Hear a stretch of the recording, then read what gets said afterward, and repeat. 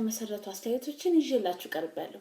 የዛሬው ግን ትንሽ ለየት ይላል። ይህ ቪዲዮ ለየት የሚለውም ከትዝብቶቼ የመነጨ ብሶትን ለእናንተ የማካፍልበት በመሆኑ ነው። ሰላሜን አጣው ተጨናንኩኝ በገዛ ቤቴ በአዲስ አበባ ውስጥ የትራንስፖርት ችግር እንዳለ የሚክድ ሰው አይኖርም። ይህን ችግር ለመቅረፍ ደግሞ ብዙ ጥረት እየተደረገ ነው። እንደ መፍትሄ ከቀረቡ እርምጃዎች መካከል ደግሞ አንዱ የሰልፍ ስነ ስርዓት ነው። እኔ በበኩሌ የሰልፍ ሙሉ በሙሉ ደጋፊ ነኝ።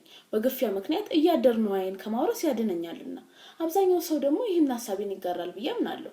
ግን አንዳንድ ሰዎች አሉ ቤቱ ገብቶ እግሩን ለመስቀል የቋመጠ እልፍ ህዝብ የተደረደረበትን ጥሰው ሰልፉ ፊት እንደ ጆፌ አሞራ የሚያንዣብቡ። ታክሲ እንደው ሞልቶለት ቢመጣ ያ ሁላ ሰው እንደ እርጥብ ልብስ በተሰጣበት እነሱ ስርዓት ስለጣሱ ብቻ ቀድመው የሚሄዱበት ይደርሳሉ።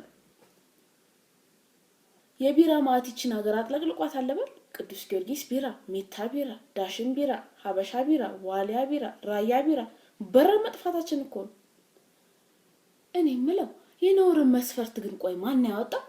ይህን የምጠይቀው ያለ ምክንያት አይደለም። እኔ አሁን መንገድ ላይ የሄድኩኝ ብስኩት ብበላ የማልሰማው ጉድ የለም። እንብላ ይባልም ከምትባለው እስከ አንቺ ሆዳም፣ ጎተራ፣ ሳጋቶራ ስሞች እንኳን ብዙ ናቸው። አንድ ወንድ ግን ቤቱ ያለ ይመስል መሃል ሜዳ ላይ ቻርኔላውን አውርዶ ሲጸዳዳ የሀገሬ ህዝብ አይደለም አፉን አውጥቶ ተግባሩን ሊያወግዝ ይቅርና አይቶ እንዳላየ ያልፋል።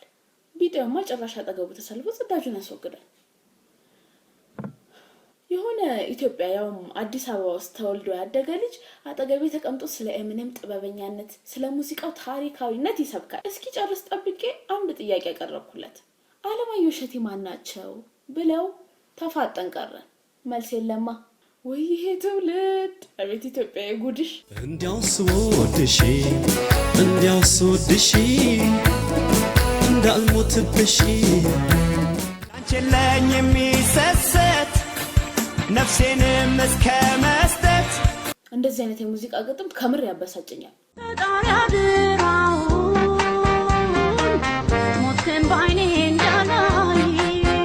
ሞትን ባይኔ እንዳላይ ማለት እኮ በሌላ አባባል ስንገልጸው ቀድሜ ፍግም ልበል ማለት ነው። ቆይ እሱ አሁን ኩኩ ጠብር ግፍ እንደምትለት የሚወዳት ከሆነ እሱ ሲሷሞት ማየት ይሻልና ነው? ምን አይነት ራስ ወዳድነት ነው ይሄ?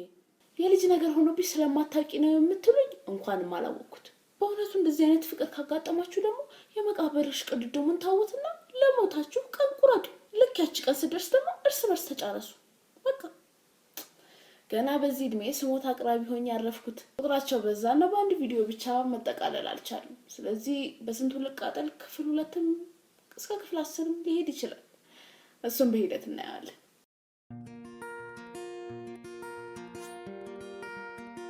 ይህንን ቪዲዮ ስላያችሁ ታላቅ ምስጋናዬን እያቀረብኩ አስተያየታችሁን እንድትጽፉልኝ ጋብዛችኋለሁ። ወዳችኋለሁ፣ አከብራችኋለሁ። በሚቀጥለው ቪዲዮ እስክንገናኝ ድረስ ሰላም ሁኑልኝ። ኢትዮጵያ ለዘላለም ትኑር።